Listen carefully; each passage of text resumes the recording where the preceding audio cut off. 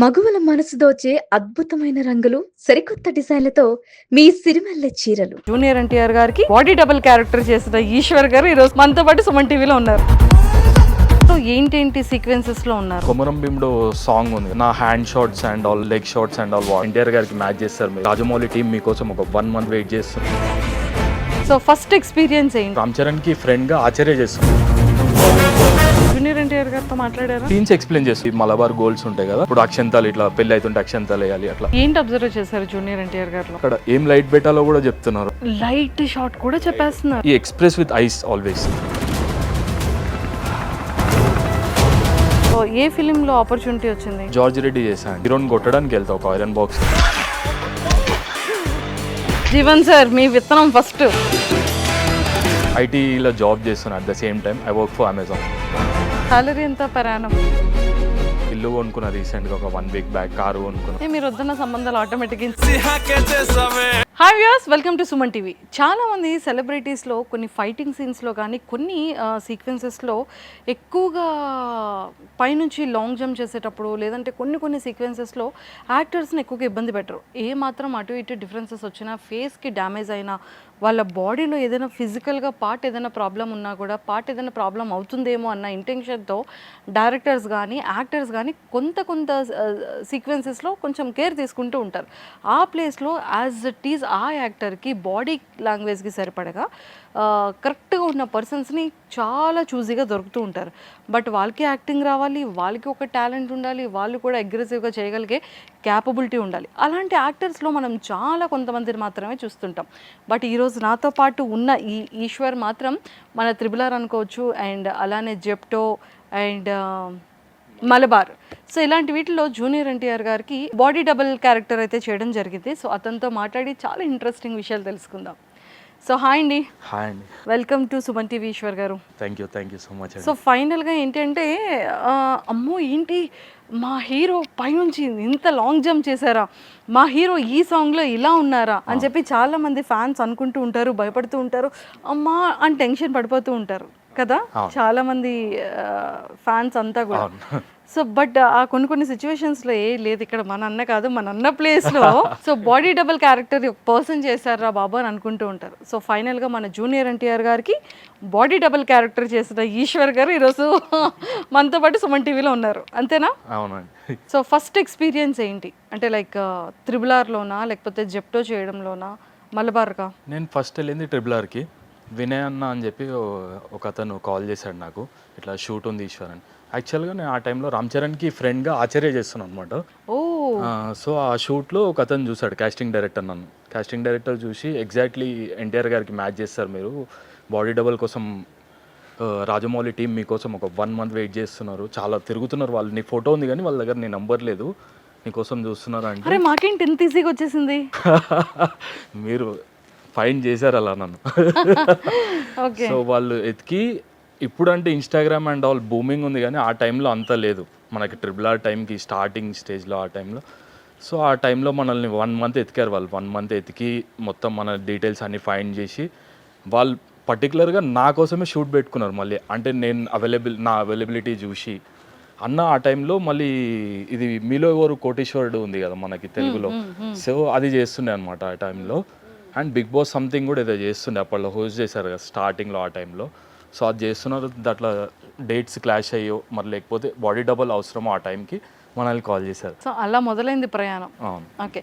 So Ishwar first take long breath. Ya, స్లోగా breath వదలండి first interview like that. అట్లేం లేదు, 5th or 6th something. So Ishwar గారు so proper ఎక్కడ? ప్రాపర్ శ్రీకాకుళం అండి నాది. మనూరే, మనూరు సైడే శ్రీకాకుళం. అవును. సో పేరెంట్స్ ఏం చేస్తుంటారు? పేరెంట్స్ మమ్మీ డాడీ ఇద్దరు కూలి పని చేస్తుండే. డాడీ ఒక 2 years బ్యాక్ చనిపోయారు.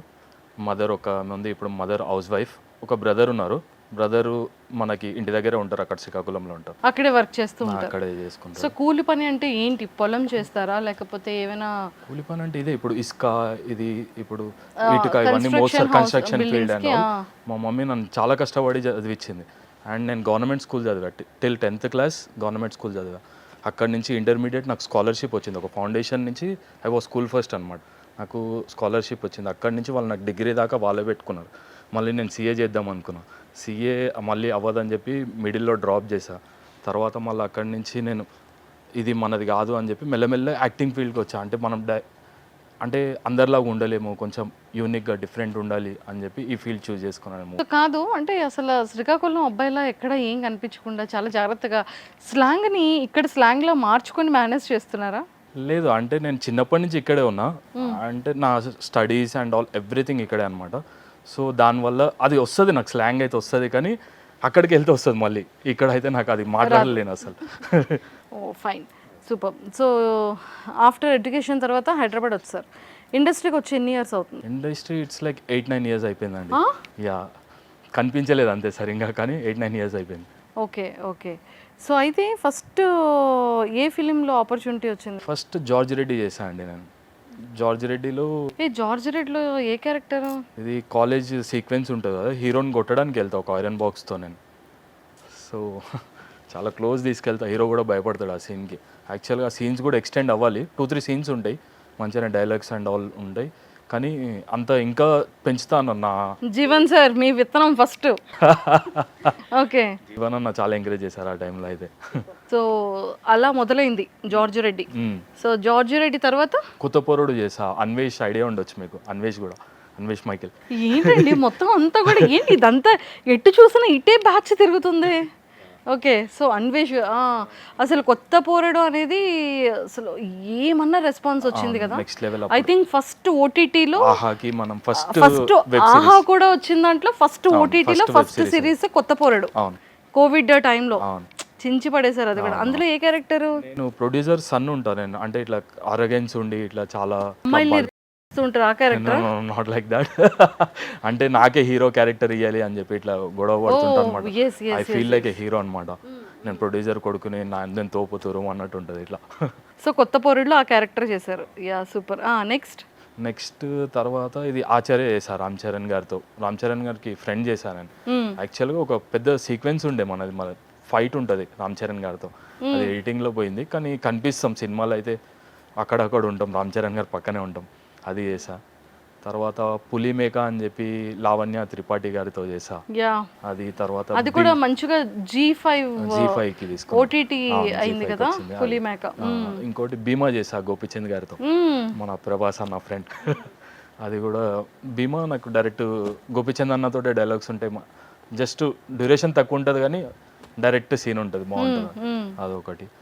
ఇంకా అలా చాలా చేసా మూవీస్. ఇంకా భూతద్దం భాస్కర్ నారాయణ అని చెప్పి ఒక మూవీ వచ్చింది, రాజ్ కందుకూరి వాళ్ళ అబ్బాయిది.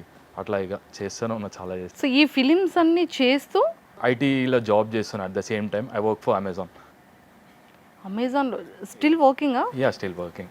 అమెజాన్లో చేస్తూ ఇలా ఫిలిమ్స్ చేస్తున్నారు. సూపర్. అండ్ ఈశ్వర్ గారు RRRలో ఎన్ని డేస్ డబుల్ బాడీ క్యారెక్టర్ చేశారు? నేను 3 days చేశాను. 3 daysలో ఏంటేంటి సీక్వెన్సెస్లో ఉన్నారు? నేను ఇది సాంగ్, అది కొమరం భీముడు సాంగ్ ఉంది కదండి, అది నా hand shots and all, leg shots and all వాడుకున్నారు వాళ్ళు. అండ్ ఇంటర్వెల్ సీక్వెన్స్లో ఒకటి రామ్ చరణ్ గారు వాడుకున్నారా చేశారా? నాకు అలా వాడుకున్నారంటే ఏదోలా ఉంది. వాడుకున్నారా అంటే మన ఫేస్ కనిపించదు కదా బేసిక్గా. సో వాళ్ళు జస్ట్ మనల్ని యూజే చేశారు కాబట్టి మనం ముందులో కనిపించాం కాబట్టి మన hand shots, legs and all దెబ్బలు తగులుతుంటాయి కదా, వాడిని అట్లా షార్ట్స్ కావాలి వాళ్ళకి. అండ్ ఇంకోటి ఇంటర్వెల్ సీక్వెన్స్ ఉంటుంది కదా, ఇప్పుడు రామ్ చరణ్ గారు వచ్చి కొడతారు అని చెప్పి ఎన్టీఆర్ గారు పడిపోతారు, అట్లా ఆ సీక్వెన్స్ ఒకటి చేశారు. ఇంకా కొన్ని హ్యాండ్ షాట్స్ అవి ఇవి రామ్ చరణ్ గారు ఫేవర్లో తీసుకున్నారు అట్లా. ఓకే. సో ఎదురుగా అంటే ఒక శ్రీకాకుళం నుంచి వచ్చి పేరెంట్స్ బ్యాక్గ్రౌండ్ అంతా కూడా ఒక నార్మల్ చిన్న వర్కర్స్ కదా. సో ఇక్కడ హైదరాబాద్ వరకు వచ్చి ఒక యాక్టర్ అవ్వాలన్న కోరికతో ఎన్నో ఆఫీసెస్ చుట్టూ, తర్వాత ఎన్నో ఆడిషన్స్కి వెళ్తూ ఎన్నో అప్ అండ్ డౌన్స్ మనం ఇండస్ట్రీలో చూస్తూ ఉంటాం. ఒక్కసారిగా RRR లాంటి ఒక బిగ్గెస్ట్ ఫిలిమ్స్ వచ్చేటప్పుడు, అది కూడా రామ్ చరణ్ గారికి ఫేవర్గా, అంటే లైక్ ఎదురుగా సీక్వెన్సెస్లో and double body character junior NTR గారికి, అది ఎలా అనిపించింది? ఆ ఫీలింగ్ ఏంటి అసలు? ఆ టైంలో ఎదురుగా ఉండేటప్పుడు మీ థాట్ ఎలా ఉండేది? అంటే నేను థియేటర్ చేశాను బేసిక్గా, స్టార్టింగ్ నుంచి నేను థియేటర్లో ఉన్నా. సో ఫస్ట్ నుంచి ఆ భయం అనేది మనకి వెళ్ళిపోయింది అనమాట. అండ్ ఐఎమ్ ఫుల్లీ కాన్ఫిడెంట్ అనమాట from the beginning it self. నేను చాలా కాన్ఫిడెంట్. అండ్ నేను ఒక షాట్లో రామ్ చరణ్ గారికి అవసరం లేదు, నేను direct I to I match చేయడం, కానీ స్టిల్ నేను చేస్తున్నా అంటే ఆ ఫీల్ ఇవ్వాలి రామ్ చరణ్ గారికి అని చెప్పి, అంటే ఫుల్ కాన్ఫిడెంటే ఉంటుండే. కానీ నేనేమనుకున్నా అంటే RRRతో మన లైఫ్ చేంజ్ అయిపోతుంది అనుకున్నా. బట్ నేను ఆ టైంలో అంత ప్రమోషన్ అంటే చెప్పలేదు, నేను అది చెప్పాలో లేదో తెలియదు నాకు బయటికి, నేను ఎక్కువ దాని గురించి పబ్లిసిటీ చేయలేదు. దానివల్ల నేను అనుకున్న RRR తర్వాత లైఫ్ సెటిల్ అయిపోతుంది, బూమ్ మనం ఇక అయిపోయినాం, మనం ఇంకా ఎక్కువ కష్టపడాల్సిన అవసరం లేదు, మనం అయిపోతాం ఇక మంచిగా మనం కావాల్సిందే అయిపోతాం అనుకున్నాం, కానీ వర్కౌట్ కాలేదు, మళ్ళీ still struggling. Super. So junior NTR గారితో మాట్లాడారా? నేను యాక్చువల్గా సీన్స్ ఎక్స్ప్లెయిన్ చేస్తుంటా, అంటే లైక్ ఇప్పుడు నేను మోస్ట్లీ జెప్టో అండ్ ఈ మలబార్ గోల్డ్స్ ఉంటాయి కదా, సో వాళ్ళకి ఎక్కువ టైం ఉండదు, సో ప్లేస్ రీప్లేస్మెంట్స్ ఉంటాయి ఎక్కువ. సో నేను జరిగి అన్నకి ఇక్కడ మీరు ఇక్కడ నిల్చోవాలి, ఇది మూమెంట్ ఇట్లా, ఇప్పుడు అక్షంతాలు ఇట్లా పెళ్ళి అవుతుంటే అక్షంతాలు వేయాలి, అట్లా చిన్న చిన్న సీన్స్ ఎక్స్ప్లెయిన్ చేస్తుంటాం. అట్లా డైరెక్ట్ ఇంటరాక్షన్ అయితే ఎప్పుడు కాలేదు, కానీ నార్మల్గా సీన్స్ ఎక్స్ప్లెయిన్ చేస్తాను. సో ఏంటి అబ్జర్వ్ చేశారు జూనియర్ ఎన్టీఆర్ గారిలో? జూనియర్ ఎన్టీఆర్ అన్న దాంట్లో నేను చూసింది అయితే అదే డైలాగ్ ఉంటుంది కదా, అండ్ నేను ఫస్ట్ జెప్టో యాడ్ చూసా ఎక్కువ. జెప్టో యాడ్లో అప్పుడు he was like director 25 to 30 between ఉంటాడు ఏజ్, ఈజ్ ఏ లైక్, సో అతను అంత వాళ్ళకి అంత కాన్ఫిడెన్స్ ఉండదు 25-30 అంటే, అండ్ ఒక పెద్ద స్టార్కి ఎక్స్ప్లెయిన్ చేయలేరు.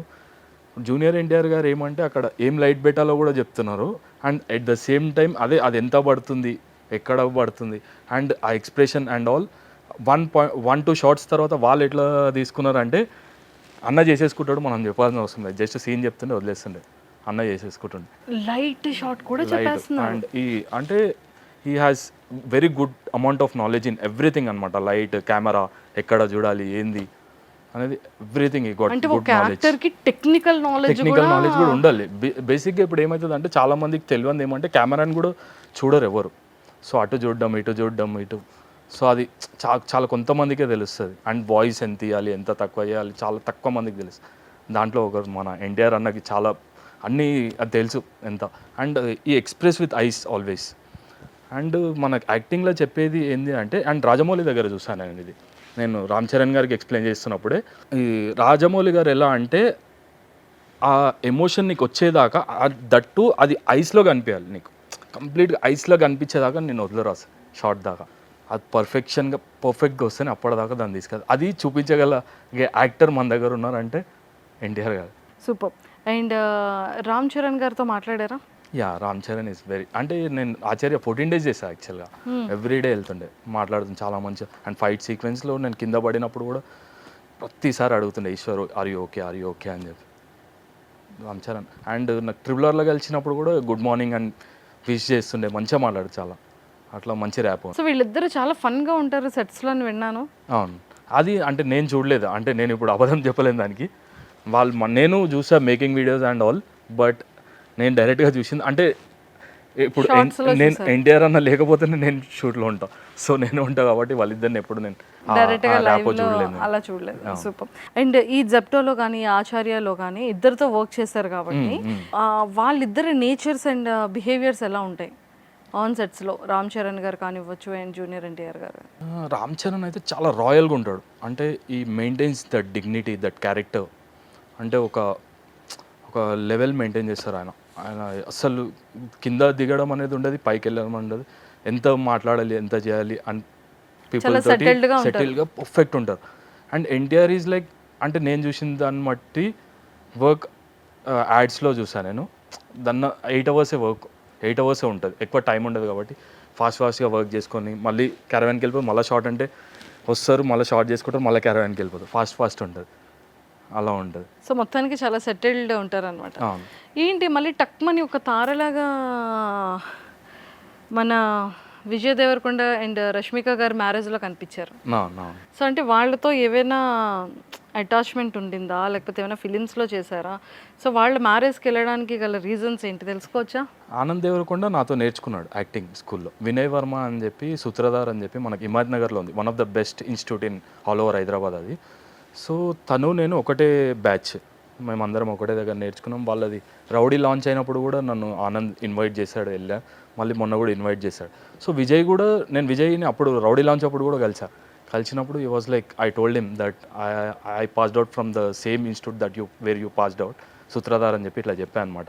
ఓ wait we need to talk on this అని చెప్పి విజయ్ చాలాసేపు ఆగి చాలాసేపు మంచిగా మాట్లాడి తర్వాత విజయ్ మా సీనియర్ అనమాట.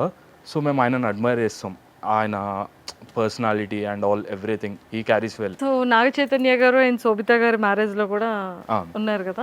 సో ఆ మ్యారేజ్ అది దానికి ఇన్విటేషన్ ఎలా వచ్చింది? దానికి నా ఫ్రెండ్ ఒక అతను ఉన్నాడు, is like personal trainer, celebrity personal trainer అతను. సో అతను అలాంటి వాళ్ళని కొంచెం అప్ చెప్పండి అబ్బా, మేము కూడా స్లిమ్ గా రెడీ అవుతాం. మీకు నంబర్ ఇస్తాను కావాలంటే. తప్పకుండా అయ్యా. సో మా అన్న అనేది ఆయన పర్సనాలిటీ డెవలప్మెంట్ అదంతా కోర్సెస్ అండ్ చేశాడు, పర్సనల్ ట్రైనర్. సో తను వీళ్ళకి చాలా సెలబ్రిటీస్కి చాలామందికి చేస్తుంటాడు అనమాట personal training and all. So అతనికి ఇన్విటేషన్ వస్తుంది, తన త్రూ నేను వెళ్తా. అండ్ నాగ చైతన్య టైంలో ఎంటైర్ అంటే మీ మీడియా వాళ్ళ దగ్గర కూడా ఇన్విటేషన్ లేదు, ఎవరికి లేదు సెకండ్ టైంలో. సో వాళ్ళు ఏం చేశారు అంటే చాలా లిమిటెడ్ పీపుల్ వచ్చారు. The first video I only posted from that. దొంగ ఫీలో అన్నారు, దొంగ ఫీలో. నేనే పోస్ట్ చేసా. It went like all over 3 or 4 videos I posted. It's like 100+ million వెళ్ళేది. చూసారా నాగ చైతన్య గారు, మీడియా కన్నా మీ చుట్టూనే పైరసీని పెట్టుకున్నారు. సో అలా ఆ ఈవెంట్లో అలా కనిపించారు. సూపర్. ఇంకా ఎక్కువ ఏ సెలబ్రిటీస్ అంటే లైక్ వీళ్ళందరినీ కలిసేటప్పుడు యాజ్ ఏ ఒక యాక్టర్ అనొచ్చు, లేకపోతే స్ట్రగ్లింగ్ యాక్టర్ అనుకోవచ్చు, సర్చింగ్ యాక్టర్ అనుకోవచ్చు. సో ఏమనిపిస్తుంటుంది అంటే ఈ కాంటాక్ట్స్ వల్ల మనకి పరిచయాలు పెరుగుతాయనా, పిఆర్ వస్తుందనా, అంటే యాక్టింగ్కి ఒక స్కోప్ ఉంటుంది మనం వెళ్ళడానికి అన్నా, ఏ పాయింట్ ఆఫ్ వ్యూలో వీళ్ళతో పరిచయాలు పెంచుకొని అలా వెళ్తుంటారు? మోస్ట్లీ డైరెక్టర్స్, అంటే ఇప్పుడు డైరెక్టర్స్ ప్రొడ్యూసర్స్ కంప్లీట్గా వస్తుంటారు. ఇప్పుడు మన రీసెంట్గా బండ్ల గణేష్ గారి డాటర్ది కూడా ఎంగేజ్మెంట్ అయింది రీసెంట్గా. సో ప్రతి ఒక్క సెలబ్రిటీ వస్తారు, అంటే ప్రొడ్యూసర్స్ వస్తారు, డైరెక్టర్, హీరోస్. వీళ్ళతో ఏమవుతుంది అంటే మనకు అక్కడ మాట్లాడడానికి ఈజీ స్కోప్ ఉంటుంది. మళ్ళీ అంత ఒక కొంచెం టైం ఉంటుంది, మాట్లాడవచ్చు, వాళ్ళకి మనకు చెప్పొచ్చు. నేను చాలామందిని కలిసా, అలా హరిశంకర్ గారిని కలిసా, ఉస్తాద్ భగత్ సింగ్ చేయాలి నేను అసలు పవన్ కళ్యాణ్ గారి మూవీలో, అసలు అది చేయలేదు అసలు. అది ఇంకా బాబీని కలిసా నేను, వాల్తేరు వీరయ్య, అది చిన్న క్యారెక్టర్ చేశారు రవితేజ పక్కన. ఇట్స్ లైక్ జూనియర్ ఆర్టిస్ట్, అసలు వెనకాల పెట్టేశారు. చాలా మంచి సీన్స్ ఇస్తున్నారు కానీ వర్కౌట్ కాలేదు అదొకటి. అట్లా చాలామందిని కలిసా నేను. మెయిన్ ఏమంటే మన మెయిన్ ఎజెండా ఏంటంటే మనకు మూవీ కావాలి. ఇప్పుడు మనం యాక్టర్, మనకు కావాల్సిన పని యాక్టింగ్కి ఏదో ఒక స్కోప్ కావాలని చెప్పి. సో వీళ్ళని కలిసి ఏదో ఒక ఆపర్చునిటీ ఇస్తారని చెప్పి ఆ థాట్లో ఉంటాను. సో అలా వెళ్ళారు, అలా జరిగింది ప్రాసెస్ అంతా కూడా. సూపర్. సో ఇప్పుడు ఏంటి నెక్స్ట్, ఏంటి ఏం చేయాలని ఉంది నెక్స్ట్? ఫిలిమ్స్ ఏంటి అప్డేట్స్ చెప్పండి. ఫిలిమ్స్ అయితే నా ఫ్రెండ్స్ ఉన్నాయి. నేను 4-5 years బ్యాక్ షార్ట్ ఫిలిం చేసిన వాళ్ళు ఇద్దరు ఇప్పుడు డైరెక్ట్ ఫిలిం చేస్తున్నారు. వాళ్ళ ఒక 2 projects అయితే ఉన్నాయి, కొత్త వాళ్ళు, మొత్తం ఇద్దరు కొత్త వాళ్ళే. వాళ్ళతో చేస్తున్న ఒక 2 films అయితే ఉన్నాయి. అండ్ డ్రాగన్ అడిగారు, చెప్పలేం. డ్రాగన్ స్టార్టింగ్లో అడిగారు నాకు, ప్రశాంత్ నీల్ వాళ్ళ ఏడి. ఇప్పుడు తెలియదు మరి అడుగుతారా లేదా అనేది, దాని గురించి కూడా వెయిట్ చేస్తున్నాను. సో మొత్తానికి అయితే ఈశ్వర్ గారు, అమెజాన్లో శాలరీ ఎంత? చెప్పలేం కదండి అది. పర్లేదు, ఏ పెళ్లి సంబంధాలు ఏం చూడాలండి. చూస్తే పర్లేదండి, ఆల్మోస్ట్ ఏజ్ కూడా అయిపోతుంది. క్యాష్ ఫీలింగ్ కూడా లేదు నాకు. మీకు తెలిసిన సంబంధాలు ఉంటే చెప్పండి. ఈ కాలంలో పెళ్లి సంబంధాలు చూసేంత వరకు ఆగుతున్నారా ఏమిటి? ఓకే. శాలరీ ఎంత per annum? ఏదో వస్తుందండి, కొంచెం బతకడానికి తగ్గట్టు వస్తుంది. సో కాస్ట్యూమ్స్ అన్నీ కూడా ఎలా? నేనే కొనుక్కుంటా అండి. నేను మినిమం పర్లేదు జాబ్ చేసుకున్నా. అండ్ ఒక ఇల్లు కొనుక్కున్నా రీసెంట్గా, ఒక 1 week బ్యాక్. ఒక కారు కొనుక్కున్నా. మినిమం పర్లేదు, తక్కువలో తక్కువ పర్లేదు, సెటిల్డ్ లైఫ్ అంతే. మీరు వద్దన్న సంబంధాలు ఆటోమేటిక్గా ఇన్స్టాగ్రామ్లో వస్తాయండి. సూపర్ ఈశ్వర్ గారు. సో ఫైనల్లీ కెరియర్ అయితే నాకు తెలిసి ఎక్కువగా కష్టాలు పడ్డాలు, ఎక్కువగా ట్రేస్ చేయడాలు అలాంటివి ఏం జరిగాయా మీ కెరియర్లో? కష్టాలు అయితే ఆబ్వియస్లీ ఉన్నాయండి. నేను వచ్చింది ఊరుకోండి, హ్యూమన్ అనేక కష్టాలు లేకుండా మనం ఎలా ఉంటాం, అలా ఆ కష్టాలు కాదు, సర్చింగ్ కష్టాలు, తర్వాత ఆడిషన్ కష్టాలు. ఇప్పుడు కూడా వెళ్తున్నా అండి నేను ఆడిషన్స్కి. మరి వెళ్ళాలిగా. మరి అది సర్చింగ్ అనేది మనకి ఆల్మోస్ట్ ఎంటైర్ లైఫ్ ఉంటుంది. ఇప్పుడు మనం ఇన్ కేస్ ఒక 2 movies హీరోగా చేసినా కూడా నువ్వు అది నిలబెట్టుకోవడానికి మళ్ళీ నువ్వు కష్టపడాలి. ఆబ్వియస్గా అంత ఈజీ అయితే కాదు మన దాంట్లో ప్రాసెస్. ఏదైనా చేసింగ్ క్యారెక్టర్స్, ఏదైనా లైఫే చేసింగ్.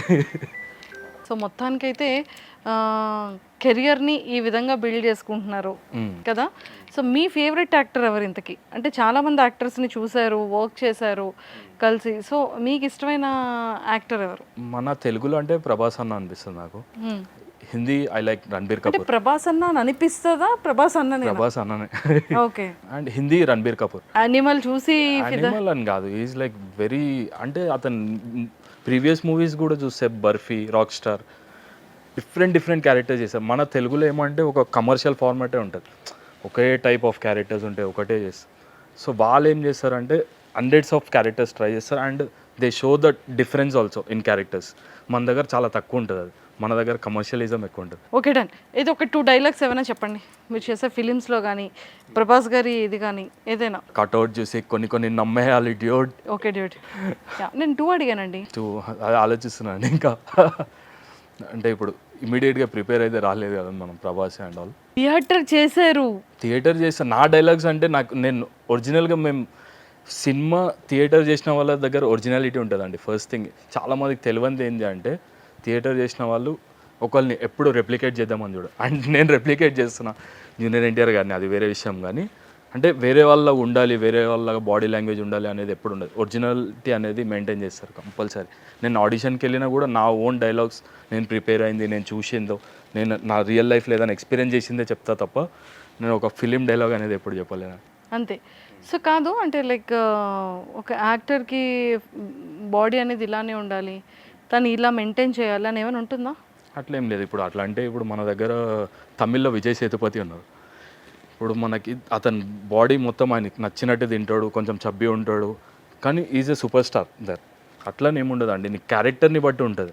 ఎవరైనా యాక్టర్ కావచ్చు, ఏమైనా అంటే ఆ స్పెసిఫిక్గా ఇట్లా కావాలి అనుకుంటే మీరు చేంజ్ కావాల్సి వస్తుంది. ఇప్పుడు కొంతమంది 6 ప్యాక్ కావాలి, ఇట్లా హీరోస్కి అంటే ఒక కట్అవుట్ ఇట్లా ఉండాలని ఉంటుంది, కానీ అందరికైతే ఏమి ఉండదు. మీకు ఏ క్యారెక్టర్ బాగా సెట్ అవుద్ది అంటారు? నాకు నేనైతే పెద్ద అదేమో అనుకోవట్లే అండి. మంచిగా ఫ్రెండ్ రోల్స్ లేకపోతే తమ్ముడు అన్న ఇవి హీరోలకు ఎలా ఉంటుంది అట్లా చేసుకుంటే బెటర్ అనుకుంటున్నాను. లేదు, విలన్ యాక్చువల్గా చాలామంది చెప్పేది అయితే విలన్గా సెట్ అవుతుంది నీకు అని చెప్పి, నీ ఆరోగ్యన్స్ కనిపిస్తుంది నీ దాంట్లో అని చెప్పి. కానీ వస్తే చేయగలుగుతా, నాకు కూడా ఉంది అది ఆరోగ్యన్స్ చాలా ఉంటుంది. కానీ చాలా మంచిగా నేను బేసిక్గా అంటిల్ అన్లెస్ మనల్ని ఎవరైనా ఏం అనేదాకా మనకి అసలు ఆ కోపం అనేది ఏం రాదు. చాలా సెటిల్గానే ఉంటాను నేను. వెరీ గుడ్ అండి. సో ఈశ్వర్ గారు, all the very best. And ఇంకా మంచి క్యారెక్టర్స్ పడాలని, మంచి బ్యానర్స్లో మంచి సక్సెస్ఫుల్ రోల్స్ రావాలని సో మనస్ఫూర్తిగా మా సుమన్ టీవీ తరపు నుంచి మనస్ఫూర్తిగా కోరుకుంటూ, and all the very best. Thank you so much అండి. Thank you. Thank you.